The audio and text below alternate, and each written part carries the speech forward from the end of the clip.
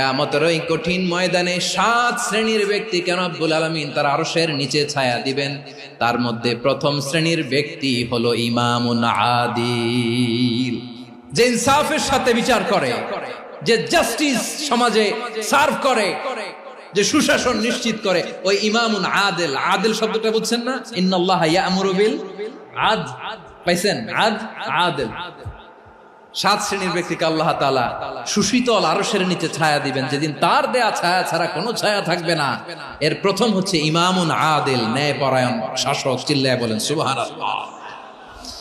আবার বিশ্বনবী বললেন, ইন্নাল মুকসিতিনা ইনদাল্লাহি আলা মানাবিরা মিন নূর আন ইয়ামিনির রহমান। কিয়ামতের দিন যারা ন্যায় পরায়ণ হিসেবে আল্লাহর সামনে দাঁড়াবে, কিয়ামতের দিন রব্বুল আলামিন তার আরশের ডান দিকে ওই ন্যায় পরায়ণ লোকদের জন্য আরশের ডান দিকে একটা